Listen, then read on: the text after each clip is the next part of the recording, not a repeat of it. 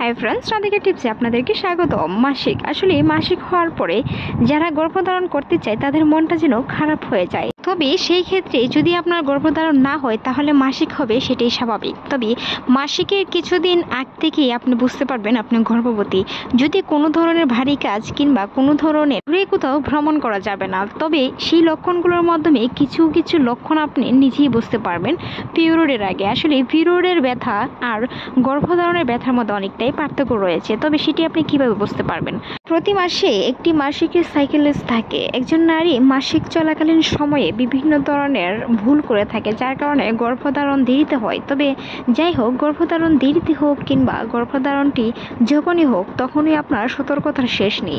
মনে রাখবেন, গর্ভধারণের পর আপনার কিছু কিছু সতর্কতার কারণে আপনার অনাগত সন্তানের বিরাট ধরনের ক্ষতির হাত থেকে বেঁচে যেতে পারে। তাই আপনি মাসিক হওয়ার আগে জেনে নিন গর্ভবতী কিনা। এর মধ্যে একটি লক্ষণ হলো তলপেটের একটি কোণায় ব্যথা করা। আসলে মাসিকের যে ব্যথাটি থাকে সেই ব্যথাটি কোমর থেকে ধরে যে কোনো একটি সাইডে ব্যথা হয়ে থাকে প্রচুর পরিমাণে। তবে গর্ভধারণের ব্যথাটি এরকম না হয়ে আপনার সাদা স্রাব যাবে। তবে প্রচুর পরিমাণে সাদা যাওয়ার সাথে সাথে আপনার গর্ভ অবস্থার একটি কোণায় ব্যথা করবে। এইটি হতে পারে বাম পাশে, কারো কারো ক্ষেত্রে হতে পারে ডান পাশে। যদি বাম পাশে বা ডান পাশে তলপেটের একটি কোণায় ব্যথা হয়ে থাকে, প্রচুর পরিমাণ ব্যথা বা শরীর ক্লান্তিতে অনুভব হয়ে থাকে, সেই ক্ষেত্রে আপনাকে বুঝতে হবে আপনার গর্ভধারণ হয়েছে। মধ্যে আরও কিছু বিশেষ লক্ষণ প্রকাশ পায়, যেমন ধরেন খাবারের প্রতি অনীহা। যখন আপনার খাবারের প্রতি অনীহা আসবে বা কিছুর গন্ধ নিতে পারবেন না, যে খাবারটি আপনার রুচিসম্মত নয় সেই খাবারটির গন্ধ নিলেই যেন বমি আসবে। মর্নিং সিকনেসের সময় শরীর দুর্বলতা দেখাবে বেশি, যেটি আপনার আগের মাসের তুলনায় অনেকটাই বেশি। আপনি একটু খেয়াল করলে বুঝতে পারবেন আপনার গর্ভধারণ হয়েছে। কারো কারো ক্ষেত্রে পজিটিভ কিংবা নেগেটিভ টেস্ট করার সময় সেটি হতে পারে 15 দিন পর সঠিক রেজাল্টে আসতে পারে, কারো কারো ক্ষেত্রে সেটি 1 সপ্তাহ পরেও রেজাল্টে আসতে পারে। তবে মনে রাখবেন, সেই রেজাল্টগুলোর আগে আপনি এরকম কোনো ভুল করবেন না যেটি আপনার গর্ভপাত পর্যন্ত ঘটাতে পারে। তাই পিরিয়ড হওয়ার আগে, এমনকি আপনার গর্ভধারণের অন্যান্য কোনো কিছু ঝড়নি কাজ করার আগে আপনার জানতে হবে সেটি সঠিক নিশ্চিতভাবে আপনি গর্ভবতী কিনা। তাই এই লক্ষণগুলোর মধ্যে পিরিয়ড আর গর্ভধারণের মধ্যে পার্থক্য হলো একটি, গর্ভধারণের আগ পর্যন্ত আপনার সাদা স্রাব যাবে, আর পিরিয়ডের অন্ততপক্ষে 1 সপ্তাহ আগে আপনার সাদা স্রাবটি বন্ধ হয়ে যাবে। যদি আপনার পরবর্তী পিরিয়ডটি হয় তাহলে অন্ততপক্ষে 7 দিন আগে আপনার সাদা স্রাব বন্ধ হয়ে গিয়ে পরবর্তীতে পিরিয়ড হবে।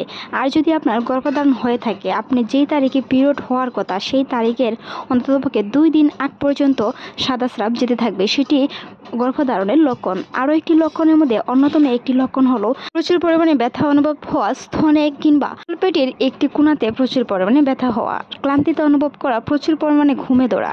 আগের তুলনায় প্রচুর পরিমাণ ঘুম আপনার আসতে পারে, তবে ঘুমটি স্থায়ী নয়। সেই হিসাবে আপনার বুঝতে হবে আপনার গর্ভধারণ হয়েছে। মনে রাখবেন, গর্ভধারণের কিছু কিছু লক্ষণ আপনি নিশ্চিত হওয়ার পর অন্ততপক্ষে টেস্ট করার আগ পর্যন্ত দূরে কোথাও ভ্রমণ কিংবা ভারী কোনো কিছু বহন করতে যাবেন না, যেটি আপনার গর্ভপাতের কারণ হতে পারে।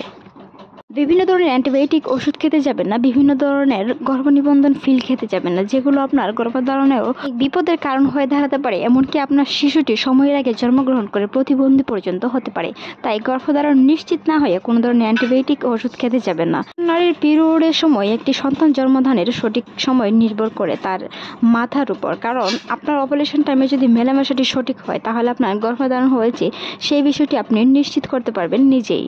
আপনার পিরিয়ড হয়ে থাকে বা পরবর্তী মাসে পিরিয়ড হবে বলে ধারণা করে থাকেন, সেই ক্ষেত্রে আপনার নিজের শরীর অনেকটাই ইজি মনে হবে। যদি গর্ভধারণ হয়ে থাকে সেই ক্ষেত্রে তলপেট কিছুটা ভারী হতে পারে, এমনকি তলপেটের কোণায় প্রচুর পরিমাণ ব্যথা হয়ে আপনার কোষ্ঠকাঠিন্য পর্যন্ত হতে পারে।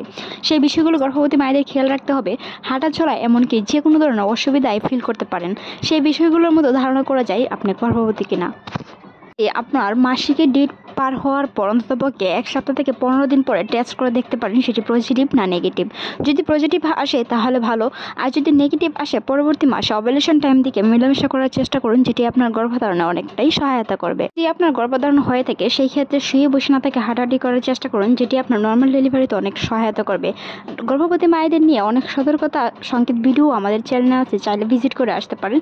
সেই সাথে জানা এবং অজানা অনেক অজানা তথ্য আমাদের চ্যানেলে দেওয়া আছে, সেই বিষয়গুলো বিষয়গুলো জেনে আপনি নিশ্চিত হন আপনার অনাগত সন্তানটি কেমন আছে কিনা, তার পজিশন ঠিকঠাক আছে কিনা, তার জন্মধান এমনকি তার জন্ম তারিখগুলো নিয়ে আপনার দুশ্চিন্তা থেকে মুক্তি পাওয়ার অনেকটাই খুঁজে পাবেন। আমাদের ভিডিওতে যদি আপনার ভালো লেগে থাকে সেই ক্ষেত্রে সাবস্ক্রাইব করে রাখতে পারেন পরবর্তী ভিডিওর জন্য।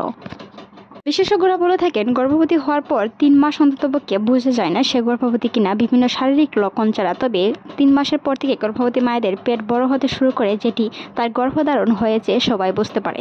তাই অনেকেই চিন্তিত থাকেন কবে থেকে পেট বড় হয় বা একটি অনাগত সন্তান কখন থেকে জরায়ুতে তার জায়গা করে নেই। সেটি হতে পারে কারো কারো ক্ষেত্রে 3 মাসের পর বা কারো কারো ক্ষেত্রে হতে পারে এটি 3 মাস 3.5 মাসের পর থেকে। তবে এটা নিয়ে দুশ্চিন্তা করুন কারণ নেই।